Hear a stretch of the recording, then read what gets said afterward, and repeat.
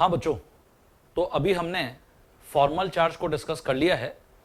मुझे लगता है इतने सारे जो एग्जांपल्स मैंने आपके साथ फॉर्मल चार्ज में डिस्कस किए, आपको अब ये क्लियर हो गया है कि फॉर्मल चार्ज और ऑक्सीडेशन नंबर और ऑक्सीडेशन स्टेट में क्या डिफरेंस होता है। अच्छा, जब भी तुम फॉर्मल चार्ज के ये एग्जांपल्स मेरे लेक्चर को देखकर प्रैक्टिस करो, तो इससे पहले जो स्टार्टिंग में मैंने तुमको कोवेलेंट बॉन्ड का कॉन्सेप्ट, इलेक्ट्रोनेगेटिविटी का कॉन्सेप्ट और कोऑर्डिनेशन बॉन्ड का जो कॉन्सेप्ट बताया था, उसको जरूर एक बार वापस रिव्यू कर लेना, है ना। उनको देखने के बाद आपको ये पॉइंट्स और बहुत अच्छे क्लियर होंगे। जो हमने इलेक्ट्रोनेगेटिविटी का कॉन्सेप्ट पढ़ा था फॉन्सल ब्रिक्सी में, वो जरूर एक बार देख लेना सभी स्टूडेंट्स, ठीक है। अब ये जो चैप्टर है रिडॉक्स रिएक्शन, ये हमारा फिनिश हो गया, लेकिन आपकी 11th क्लास की एनसीईआरटी में इस चैप्टर में लास्ट में एक छोटा सा पॉइंट यहां पर और गिवन है।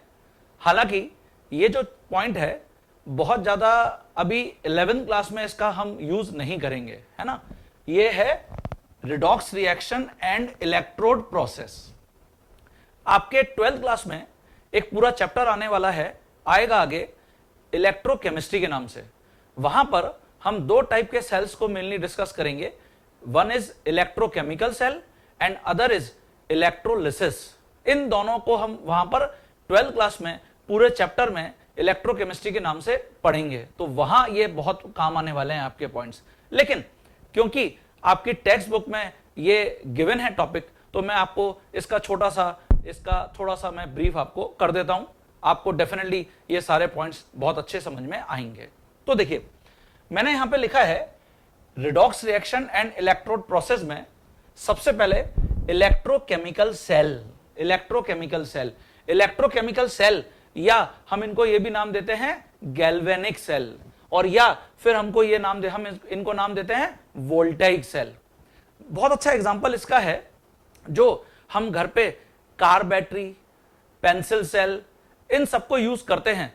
उस सेल में क्या भरा होता है? उस सेल में केमिकल भरा हुआ होता है ना।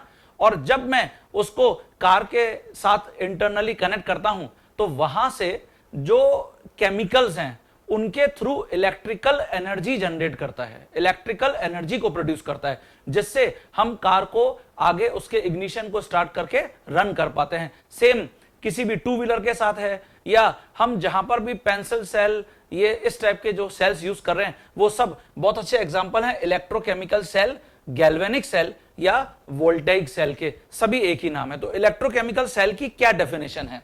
इसकी बहुत ही सिंपल डेफिनेशन ये है, these constituents the electrochemical reactions in which chemical energy converted into electrical energy। देखिए, केमिकल एनर्जी को अगर मैं इलेक्ट्रिकल एनर्जी में कन्वर्ट करना चाहता हूं, तो हम इलेक्ट्रोकेमिकल सेल्स के थ्रू या गैल्वेनिक सेल के थ्रू ये जनरेट कर सकते हैं। तो आज के बाद जब भी तुम pencil cell, battery, car battery, इसको कभी भी देखो, तो आपको याद आना चाहिए कि ये इलेक्ट्रोकेमिकल सेल्स हैं, ये गैल्वेनिक सेल्स हैं। ओके, तो आपने क्या समझा?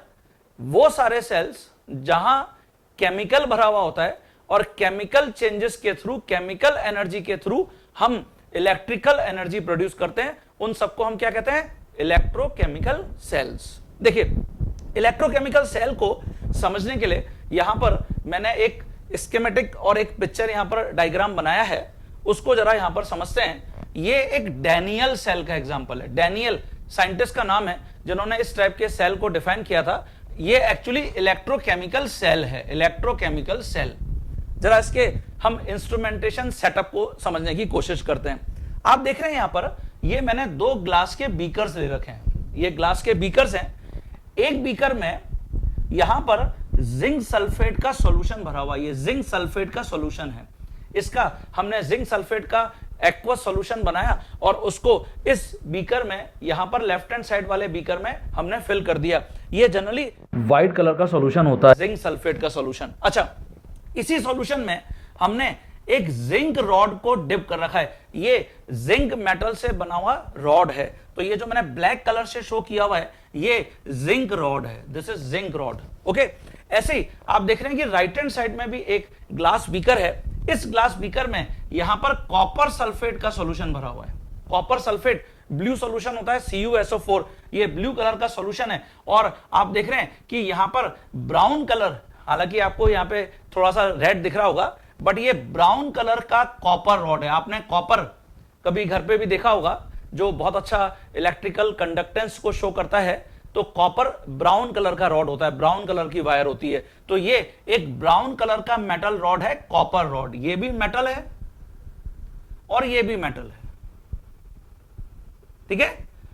तो सबसे पहले तो ये आपको दोनों जो बीकर्स हैं, लेफ्ट हैंड साइड में और राइट हैंड साइड में, ये आपको बीकर समझ में आ गया। अब आप देख रहे हैं कि इन दोनों ग्लास बीकर्स को मैंने यहां पर एक यू टाइप की ट्यूब से कनेक्ट किया हुआ है। यू टाइप का शेप है इसका, यू ट्यूब भी इसको बोलते हैं, है ना। तो यू ट्यूब से मैंने इसको कनेक्ट किए हुए हैं दोनों बीकर्स को। इसको बोलते हैं सॉल्ट ब्रिज। सॉल्ट ब्रिज क्या होता है? सॉल्ट ब्रिज में यहां पोटेशियम क्लोराइड या अमोनियम नाइट्रेट या पोटेशियम नाइट्रेट का सैचुरेटेड एक्वस सॉल्यूशन भर दिया जाता है।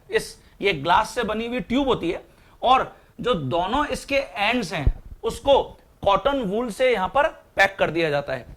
ये सॉल्ट ब्रिज होता क्या है, हम इसको कैसे डिफाइन करते हैं, उसकी देखिए डेफिनेशन मैंने यहां पे मेंशन करी हुई है। सॉल्ट ब्रिज यहां पे मैंने लिखा हुआ है, it is you tube which connects the two beakers. अच्छा, यहां पर हम इसको ऐसे भी डिफाइन कर सकते हैं, दो बीकर्स को कनेक्ट कर रहा है, दो बीकर्स में लिक्विड भरे हुए हैं, है ना, जिंक सल्फेट का सॉल्यूशन भरा हुआ है और कॉपर सल्फेट सॉल्यूशन भरा हुआ है। तो ये जो यू ट्यूब है ये दोनों बीकर्स को इलेक्ट्रिकली कनेक्ट करती है विदाउट ये जो सॉल्यूशंस हैं इनको एक दूसरे की तरफ मूव करने से। तो हम यहां पर लिख सकते हैं इलेक्ट्रिकली कनेक्ट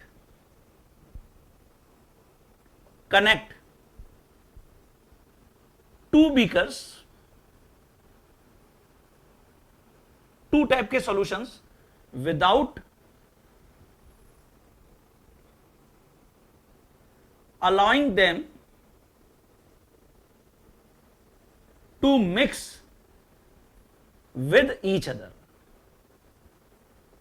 मतलब इनको एक दूसरे में मिक्स नहीं होने के लिए अलाउ नहीं करता, वेयरएस इलेक्ट्रिकली इन दोनों को कनेक्ट करता है। ये इलेक्ट्रिकल कनेक्शन का क्या मतलब है वो मैं आपको अभी यहां पर एक्सप्लेन कर रहा हूं।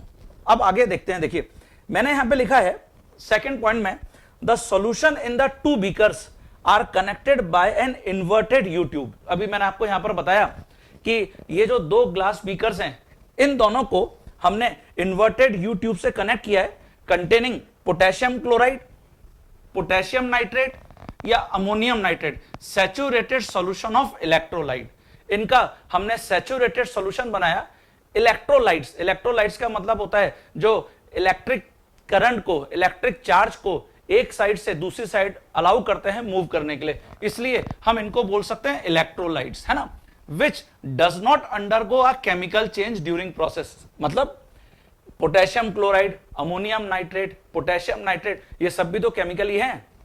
और ऐसा होना नहीं चाहिए कि ये जो केमिकल हैं वो यहां पर जो जिंक सल्फेट सॉल्यूशन है या राइट हैंड साइड में जो कॉपर सल्फेट सॉल्यूशन है उनसे ही केमिकली रिएक्ट कर जाए। तो ये फिर हमारा जो मेथड है, हमारा जो पूरा इंस्ट्रूमेंटेशन सेटअप है उसके लिए बहुत ज्यादा अच्छा नहीं होगा। तो सॉल्ट ब्रिज का ये फीचर है कि इसमें जो भी केमिकल भरे हुए हैं वो कभी भी केमिकल चेंजेस शो नहीं करने चाहिए, ठीक है।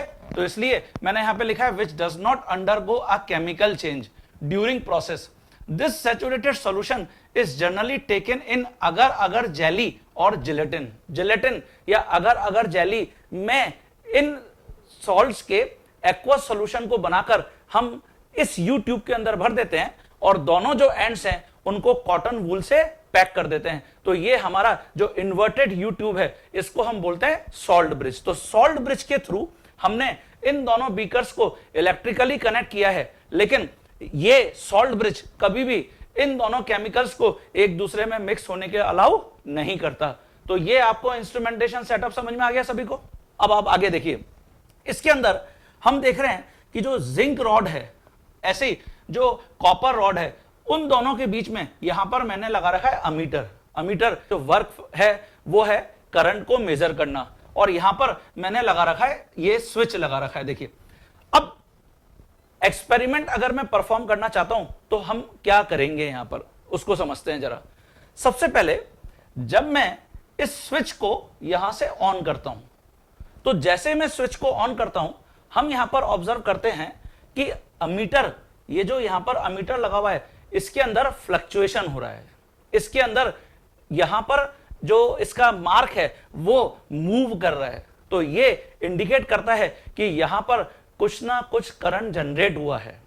अब ये करंट कैसे जनरेट हुआ है, क्या हुआ होगा इसके अंदर, वो हमको यहां पर समझने की जरूरत है। तो देखिए, इस प्रोसेस में होता यहां पर यह है कि जिंक सल्फेट का जो सॉल्यूशन है, मतलब जो जिंक 2+ आयंस है, जिंक 2+ आयन, यहां जिंक रॉड अपने वेट को लूज करता है, मतलब जिंक वेट को लूज करके जिंक 2+ आयन बनाता है, और जिससे यहां जो जिंक सल्फेट का सॉल्यूशन है उसका लेवल लिटिल बिट इंक्रीज होता है। इसका मतलब जिंक 2+ में कन्वर्ट हो गया, और प्लस उसने 2 इलेक्ट्रॉन रिलीज कर दिए होंगे, जिससे कि जिंक 2+ आयन बन गया है, एक्वस सॉल्यूशन यहां पर बन गया है। ठीक है, इसका मतलब जैसे ही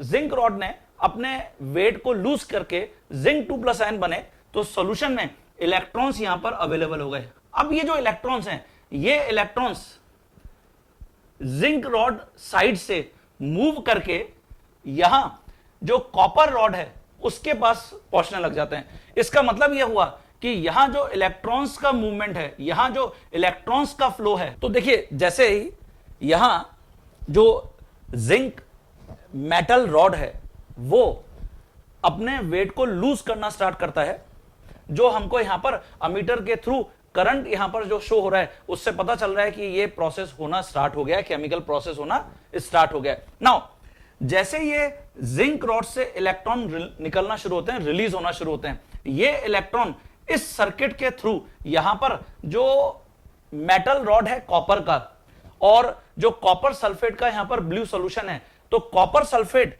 मींस कॉपर 2+ आयन, इन 2 इलेक्ट्रॉन्स को गेन करके ये कॉपर मेटल में कन्वर्ट होना शुरू हो जाता है। इसका मतलब यह हुआ कि कॉपर रॉड जो है उसका वेट गेन होता है, उसके वेट में गेन होता है, और यहां जो जिंक रॉड है इसके वेट में लूज, ये वेट को लूज करता है, वेट लॉस्ट होता है। ठीक है, तो इसका मतलब यहां पर यह हुआ कि जिंक ऑक्सीडाइज हो गया, जिंक 2+ में कन्वर्ट हो गया, और 2 इलेक्ट्रॉन इसने रिलीज किए, इसी को हमने ऑक्सीडेशन बोला है। और ऐसे ही रिडक्शन हमने क्या डिफाइन किया था, इलेक्ट्रॉन को गेन करना। तो कॉपर 2+ आयन ने 2 इलेक्ट्रॉन गेन करके यहां पे कॉपर मेटल बना लिया। अब हमारे दिमाग में क्वेश्चन आना चाहिए कि यहां अगर इलेक्ट्रॉन्स का मूवमेंट लेफ्ट हैंड साइड से राइट हैंड साइड की तरफ हो रहा है, तो डेफिनेटली जो करंट का मूवमेंट है, करंट फ्लो, वो हमेशा इलेक्ट्रॉन फ्लो के अपोजिट साइड में होता है। इसका मतलब जो करंट का फ्लो है वो राइट हैंड साइड से लेफ्ट हैंड साइड की तरफ होगा। इलेक्ट्रॉन और करंट हमेशा अपोजिट साइड में फ्लो करते हैं। एक बात और आपको मैं बता दूं, इलेक्ट्रोकेमिकल सेल्स में जो एनोड हमने नेगेटिवली चार्ज बोला है, एनोड जो हमने नेगेटिवली चार्ज बोला है, इसको नेगेटिवली चार्ज क्यों रिप्रेजेंट करते हैं? ये रिप्रेजेंट करता है कि एनोड पर एक्सेस ऑफ इलेक्ट्रॉन्स हैं, excess of electrons at anode. और ऐसे ही क्योंकि इलेक्ट्रॉन्स मूव करके कैथोड पर जा रहे हैं, इसका मतलब कैथोड को हमने पॉजिटिवली चार्ज शो किया है, मतलब यहां पर इलेक्ट्रॉन्स कम हैं, लेस इलेक्ट्रॉन्स या नो इलेक्ट्रॉन्स, इलेक्ट्रॉन्स यहां पर अभी मूव करके आ रहे हैं, तो इसलिए हम कैथोड को पॉजिटिवली चार्ज शो करते हैं। तो इलेक्ट्रोकेमिकल सेल में एनोड हमेशा नेगेटिवली चार्ज होता है और कैथोड हमेशा पॉजिटिवली चार्ज होता है। अब एनोड पर हमने देखा कि ऑक्सीडेशन होता है, तो हम आज के बाद इसको ऐसे याद रखेंगे, AO। AO का मतलब होता है एनोड पर, एट एनोड हमेशा ऑक्सीडेशन होगा। ओके, और ऐसे ही हमने भी देखा कि कैथोड पर क्या हो रहा है, रिडक्शन हो रहा है, तो हम इसको याद रखते हैं CR से, CR का मतलब क्या है, कैथोड पर हमेशा क्या होता है, रिडक्शन होता है, always reduction on cathode terminal.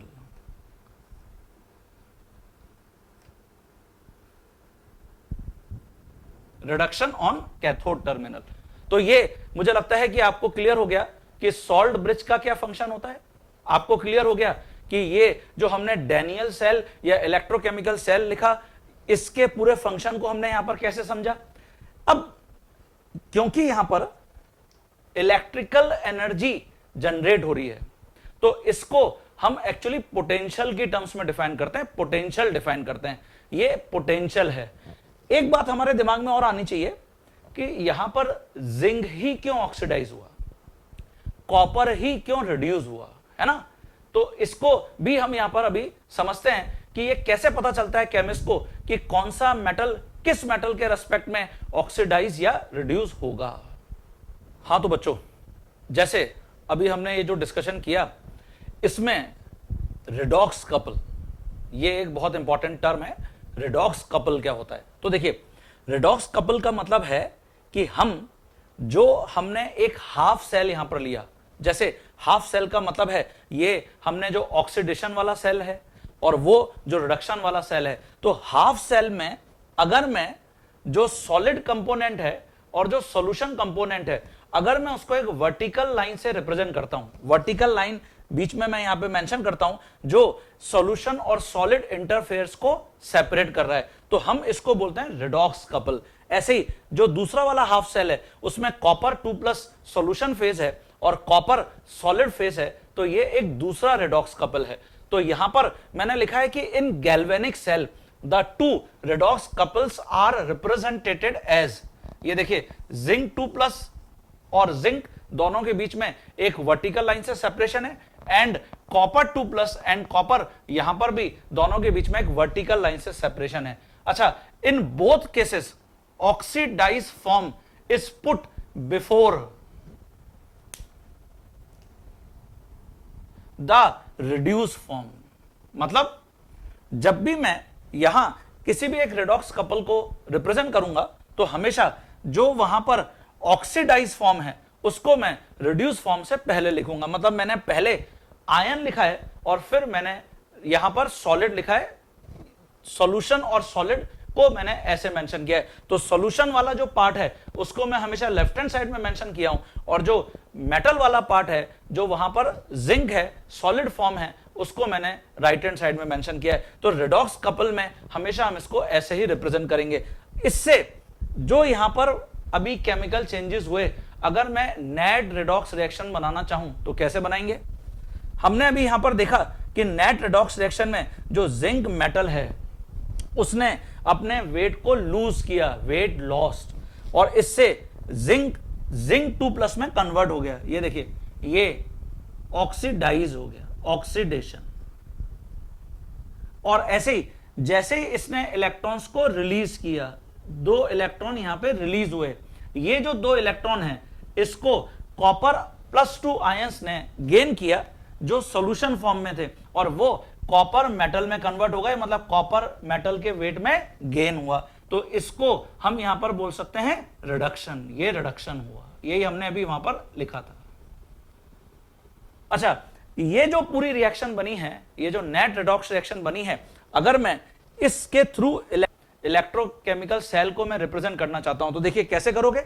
ये एक रिडॉक्स कपल है, ये दूसरा रिडॉक्स कपल है ना। इसमें यहां पर जिंक 2+ में कन्वर्ट हुआ, कॉपर +2 कॉपर में कन्वर्ट हुआ, और दोनों रिडॉक्स जो कपल हैं उसके अंदर हम यहां पर देख रहे हैं कि 2 वर्टिकल लाइंस मैंने बना रखी हैं। ये सॉल्ट ब्रिज को रिप्रेजेंट करता है, जो अभी हमने बताया था इन्वर्टेड यू ट्यूब, जिसके थ्रू ये दोनों जो सॉल्यूशंस हैं वो इलेक्ट्रिकली एक दूसरे के कांटेक्ट में हैं, लेकिन इनमें से इनके दोनों के बीच में कोई भी यहां पर केमिकल जो प्रोसेस है वो अलाउ नहीं है। तो ये एक इलेक्ट्रोकेमिकल सेल का रिप्रेजेंटेशन है।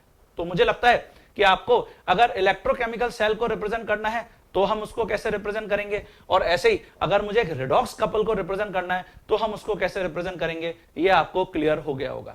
नाउ, जैसा भी आपको मैंने बोला था कि जब ये केमिकल चेंजेस होते हैं और इनके थ्रू इलेक्ट्रिकल एनर्जी जनरेट होती है, तो हम हर टर्मिनल पर, हर मेटल रॉड पर, हर यहां पर एनोड और कैथोड पर पोटेंशियल को ऑब्जर्व करते हैं, पोटेंशियल को डिफाइन करते हैं। इलेक्ट्रोड पोटेंशियल, इलेक्ट्रोड मतलब ये मेटल रॉड, ये एक टर्मिनल, इलेक्ट्रोड पोटेंशियल को हम ईपी से भी रिप्रेजेंट करते हैं। इलेक्ट्रोड पोटेंशियल क्या डेफिनेशन है इसकी? The potential associated with each electrode. जहां पर भी केमिकल चेंजेस के थ्रू इलेक्ट्रिकल एनर्जी जनरेट हो रही है, तो जो पोटेंशियल वहां पर एसोसिएट हो गया विद दैट इलेक्ट्रोड, हम उसको इलेक्ट्रोड पोटेंशियल बोलते हैं। और अगर हम कंडीशंस को स्टैंडर्ड बना दें, जैसे हम 1 एटमॉस्फेरिक प्रेशर पर और 298 केल्विन टेम्परेचर पर अगर ये एक्सपेरिमेंट परफॉर्म कर रहे हैं, तो हम इसको बोलते हैं standard temperature and pressure, STP, standard temperature and pressure.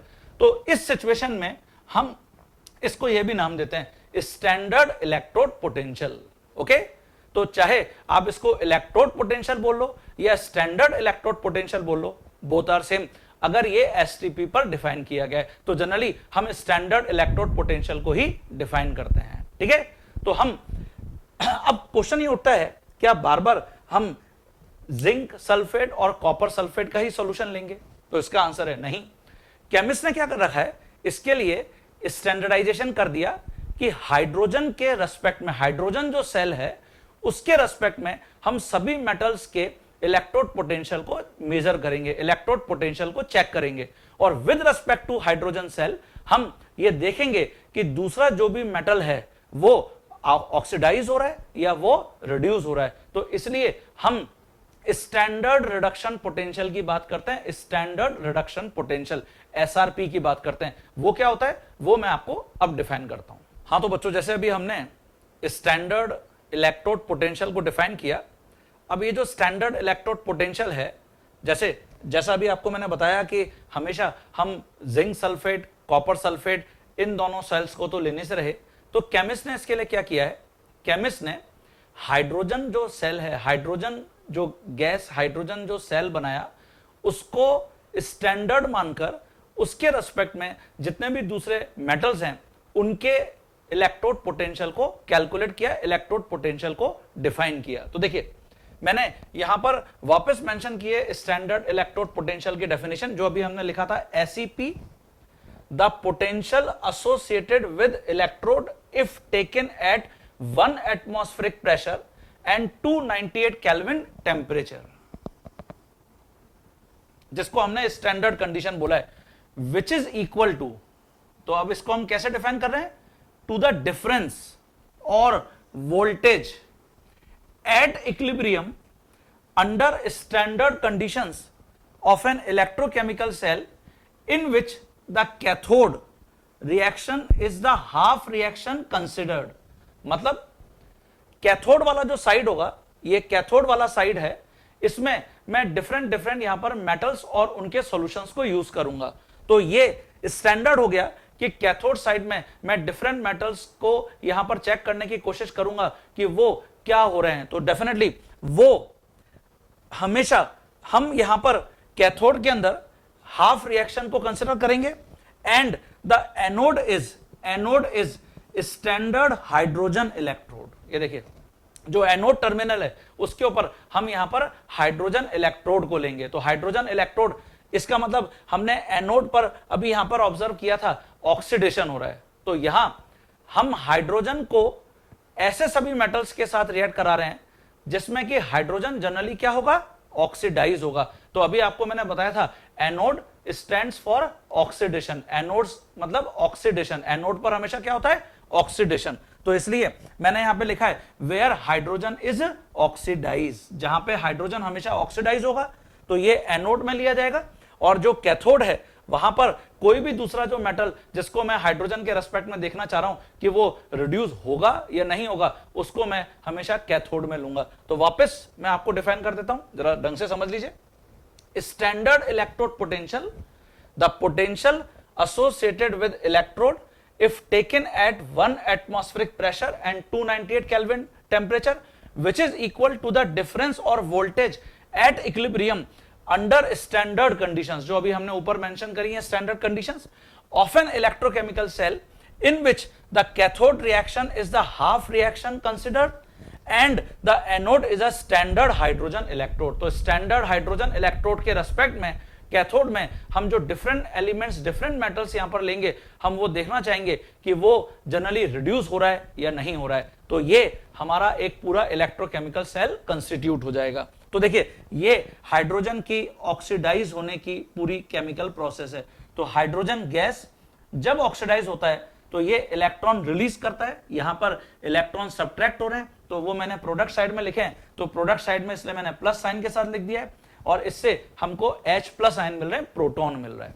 तो हम इसको इसीलिए, जैसा भी आपको मैंने बताया था, standard reduction potential, the electrode potential of each half reaction is also known as standard reduction potential. हम आज के बाद इसको E0 ReD से भी रिप्रेजेंट करेंगे।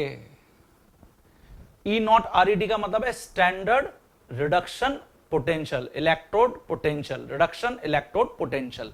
क्यों? क्योंकि हमने अभी डिस्कस किया कि हम जो कैथोड रिएक्शन है उसमें हम दूसरे डिफरेंट मेटल्स को यहां पर ऑब्जर्व कर रहे हैं, ले रहे हैं, और हमने हाइड्रोजन जो इलेक्ट्रोड है उसको यहां पर एनोड के ऊपर फिक्स कर रखा है। हम उसके रेस्पेक्ट में दूसरे एलिमेंट्स को चेक कर रहे हैं कि वो रिड्यूस होगा या नहीं होगा। तो ये आपको क्लियर हो जाना चाहिए कि स्टैंडर्ड रिडक्शन पोटेंशियल का क्या मतलब होता है। ओके, सभी स्टूडेंट्स इस पॉइंट को ढंग से नोट कर लीजिए। अच्छा, आपको कहीं पर भी लग रहा है कि थोड़ा सा कंफ्यूजन है, कोई भी आपको लग रहा है कि पॉइंट समझ में नहीं आ रहा, तो वापस पीछे स्क्रॉल करके फिर पॉइंट्स को ढंग से पढ़िए। जिसमें हमने अभी सॉल्ट ब्रिज को पढ़ा, उससे पहले आपको मैंने इलेक्ट्रोकेमिकल सेल की डेफिनेशन को बताया, इन सबको बहुत ढंग से पढ़ना है। अच्छा, हम इसके बेसिस पर अब एक टेबल यहां पर फॉर्म करते हैं, है ना। हालांकि 12th क्लास में ये टेबल आपके लिए वापस आएगी, जिसको हम बोलते हैं इलेक्ट्रोकेमिकल सीरीज। इलेक्ट्रोकेमिकल सीरीज एक ऐसी टेबल है, जैसे पीरियोडिक टेबल होता है वैसे इलेक्ट्रोकेमिकल सीरीज एक टेबल है, जिसमें स्टैंडर्ड हाइड्रोजन इलेक्ट्रोड पोटेंशियल के रेस्पेक्ट में हमने दूसरे सभी जो एलिमेंट्स हैं उनको अरेंज कर रखा है, जिससे हमको बहुत इजीली ये पता चल जाता है कि कौन रिड्यूस हो रहा है और कौन ऑक्सीडाइज हो रहा है। तो हम यहां पर एक टेबुलर फॉर्म में कुछ एलिमेंट्स को अभी मेंशन कर देते हैं, आपको बस इतना ही अभी ध्यान रखना है। हाँ, तो स्टूडेंट्स, जैसे मैंने यहां पे मेंशन किया है, देखिए, विद रिस्पेक्ट टू हाइड्रोजन अगर मैं दूसरे सभी पोटेंशियल को यहां पर रिप्रेजेंट करना चाहूंगा दूसरे सभी मेटल्स के लिए, तो वो हम कैसे रिप्रेजेंट करेंगे? Standard notation. Standard electrode potential हमने हाइड्रोजन का 0 वोल्ट अज्यूम कर लिया है, 0.00 वोल्ट। ये स्टैंडर्ड इलेक्ट्रोड पोटेंशियल है हाइड्रोजन का, क्योंकि हमने इसको स्टैंडर्ड मान रखा है। तो with respect to its potential जो 0.00 वोल्ट है, हम दूसरे मेटल्स के इलेक्ट्रोड पोटेंशियल को यहां पर इलेक्ट्रोकेमिकल सीरीज के थ्रू डिफाइन करेंगे। मैंने यहां पर मेंशन किया कि negative value of standard reduction potential E0 ReD means the redox couple is stronger reducing agent. ये देखिए, जितनी ज्यादा नेगेटिव वैल्यू होगी with respect to standard electrode potential of hydrogen, दूसरे किसी भी मेटल की जितनी ज्यादा नेगेटिव वैल्यू होगी स्टैंडर्ड रिडक्शन पोटेंशियल की, हमेशा वो स्ट्रॉन्गर रिड्यूसिंग एजेंट की कैटेगरी में आएगा with respect to standard hydrogen electrode. Okay, और ऐसे ही जितनी ज्यादा पॉजिटिव वैल्यू होगी स्टैंडर्ड रिडक्शन पोटेंशियल की, उतना ज्यादा वो जो रेडॉक्स कपल है वो वीकर रिड्यूसिंग एजेंट में जाएगा। वीकर रिड्यूसिंग एजेंट, इसका मतलब हम इसको लिख सकते हैं स्ट्रॉन्गर ऑक्सीडाइजिंग एजेंट, है ना, स्ट्रॉन्गर ऑक्सीडाइजिंग एजेंट। तो देखिए, ये पॉइंट जो हमने oxidising agent, reducing agent, oxidation, reduction, ये बहुत काम आ रहे हैं यहां पे, इसलिए ये 11th क्लास में आपको एक बेसिक आइडिया यहां पर बताने के लिए टॉपिक दे दिया गया है।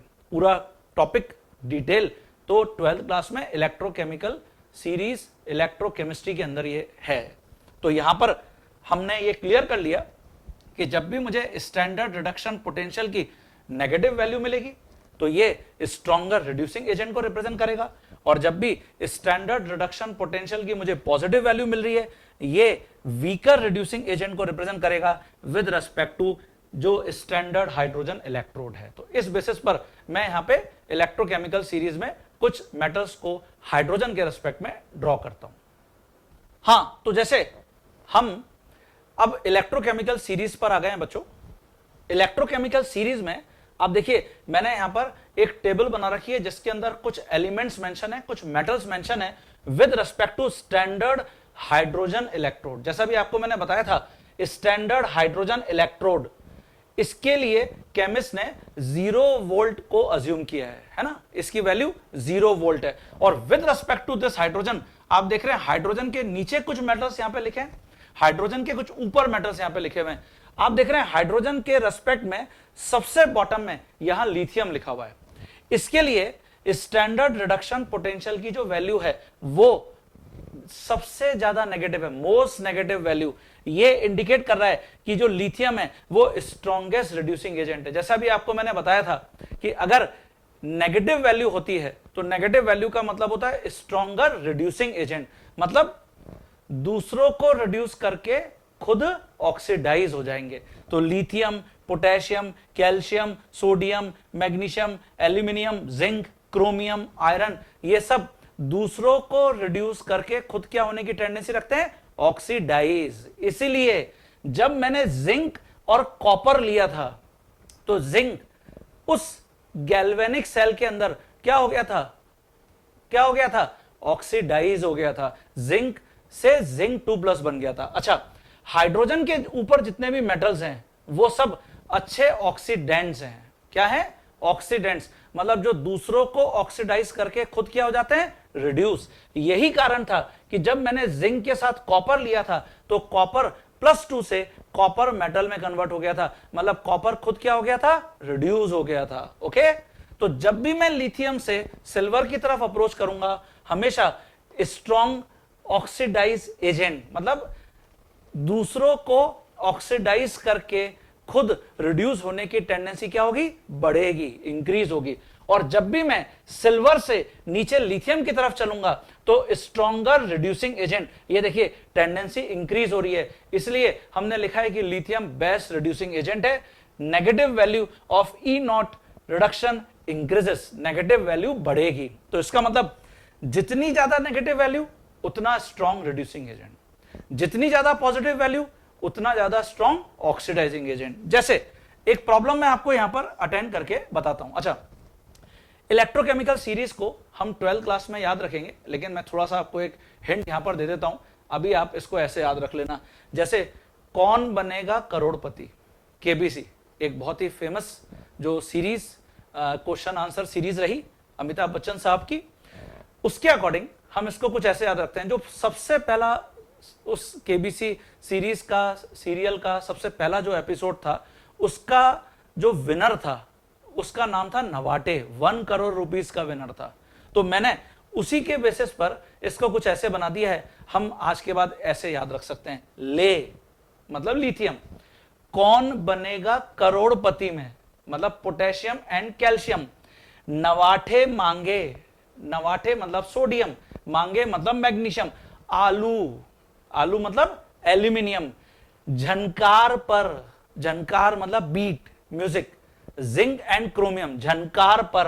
हम आयरन के चम्मच में, मतलब लोहे के चम्मच में या कॉपर के चम्मच में खाना पसंद नहीं करेंगे, सिल्वर के चम्मच में खाएंगे।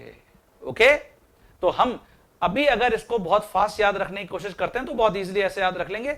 ले कौन बनेगा करोड़पति में, नवाठे मांगे, आलू, झनकार पर।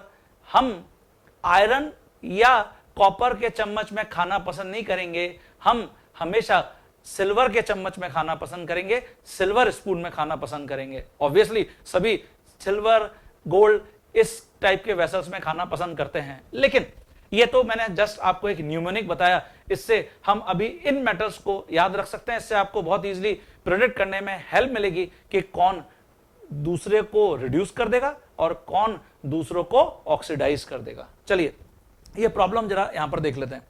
Arrange the following in decreasing order of reducing strength, है ना। रिड्यूसिंग स्ट्रेंथ मतलब दूसरों को रिड्यूस कर देगा, और इसके लिए आपको स्टैंडर्ड रिडक्शन पोटेंशियल की वैल्यू गिवन है।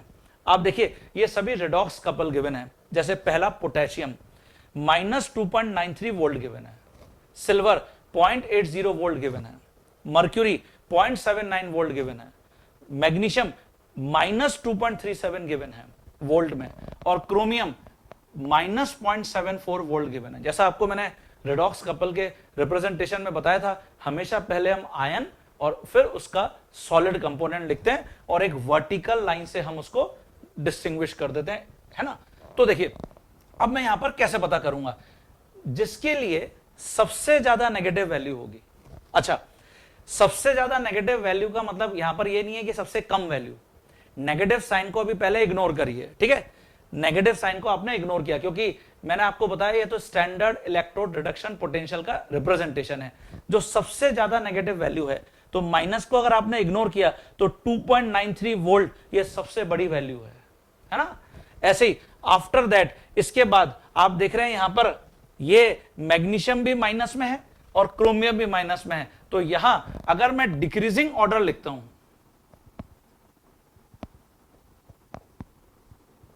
ऑफ रिड्यूसिंग स्ट्रेंथ,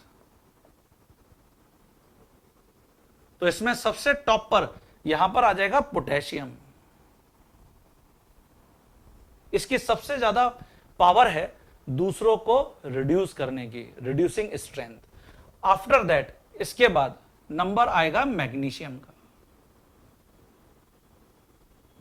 इसके बाद नंबर आएगा क्रोमियम का। तो ये मोस्ट नेगेटिव वैल्यू थी, इसलिए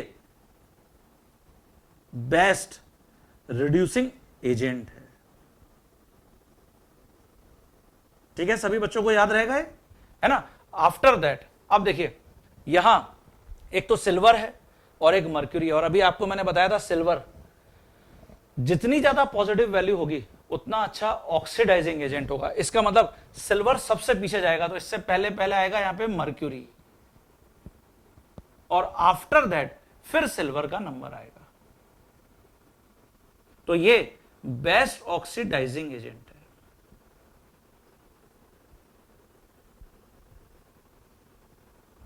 ये डिक्रीजिंग ऑर्डर हो गया बच्चों। तो अब हमने 11th क्लास के लिए जितना आपको रिडॉक्स रिएक्शन और इलेक्ट्रोकेमिकल सेल्स में समझना था, इलेक्ट्रोड पोटेंशियल में समझना था, वो मैंने आपको अभी यहां पर क्लियर कर दिया है। इससे ज्यादा हमको अभी 11th क्लास में बिल्कुल भी पढ़ने की जरूरत नहीं है। हम जब 12th क्लास में जाएंगे, इलेक्ट्रोकेमिस्ट्री जो चैप्टर है वहां पर इलेक्ट्रोकेमिकल सेल्स और जो हमने दूसरे सेल्स को डिस्कस किया था इलेक्ट्रोलिसिस, हम वहां पर उसको डिटेल में पढ़ेंगे बहुत, और वहां पर हम स्ट्रगल करेंगे। तो इनसे रिलेटेड जो प्रॉब्लम्स तुमको, अगर तुम्हारे पास अभी एनसीईआरटी की बुक है पार्ट 1 और पार्ट 2, तो पार्ट 2 का जो फर्स्ट चैप्टर है रिडॉक्स रिएक्शंस, उसके एनसीईआरटी में इन टेक्स्ट जो एक्सरसाइज प्रॉब्लम्स हैं और बाद में लास्ट में जो एक्सरसाइज प्रॉब्लम्स हैं, आप उन प्रॉब्लम्स को अटेम्प्ट करके देखिए। मुझे लगता है आपसे मैक्सिमम प्रॉब्लम्स अब बनेंगी। ठीक है, तो ये हमारा जो रिडॉक्स रिएक्शन चैप्टर है वो हमने कंप्लीट कर लिया है। किसी भी लेक्चर में आपको लग रहा है कि अगर कहीं पर भी कोई कंफ्यूजन है, कोई भी आपको क्वेश्चन पूछना है, तो डेफिनेटली आप, जैसा आपको मैंने पहले लास्ट क्लास में भी बोला था कि आपको एक नंबर शेयर किया जा रहा है, आप उस नंबर पर मुझसे बात कर सकते हैं, मुझसे डिस्कशन कर सकते हैं। मैं ये होप करता हूं कि ये पूरा चैप्टर आपको बहुत अच्छा लगा होगा, बहुत इंटरेस्टिंग चैप्टर है, और खूब यहां पर मेहनत करिए, खूब पढ़ाई करिए, और एक एक लेक्चर को आप बहुत ढंग से नोट कर लिए होंगे अपनी कॉपी के अंदर। आपने ये सारा जो कंटेंट है बहुत अच्छी तरीके से नोट कर लिया होगा। ठीक है, तो सभी स्टूडेंट्स, मैं ये होप कर रहा हूं कि रिडॉक्स रिएक्शन में अब आपका कॉन्फिडेंस बहुत अच्छा हो गया होगा। आपने खूब यहां पर मेरे साथ साथ प्रैक्टिस कर ली होगी। हम इसके बाद, इस चैप्टर को फिनिश करने के बाद, अब नए चैप्टर के ऊपर बढ़ेंगे जो आपके टेक्स्ट बुक का, एनसीईआरटी का चैप्टर नंबर 1 है, पार्ट 1 का, बेसिक कॉन्सेप्ट्स ऑफ केमिस्ट्री, जिसको मैंने स्टाइशियोमेट्री नाम दे रखा है, स्टाइशियोमेट्री। तो हम अब स्टाइशियोमेट्री में बढ़ेंगे। जैसा आपने रिडॉक्स रिएक्शन में देखा कि प्योर मैथमेटिकल है, हर जगह हमने ऑक्सीडेशन नंबर का कॉन्सेप्ट लगाया, बिल्कुल वैसे ही आप स्टाइशियोमेट्री में भी देखेंगे प्योर मैथमेटिकल चैप्टर है, बहुत इंटरेस्टिंग चैप्टर है, बहुत मजा आने वाला है आप सभी को। तो मेरे साथ पढ़ते रहिए, मेरे साथ स्ट्रगल और मेहनत करते रहिए।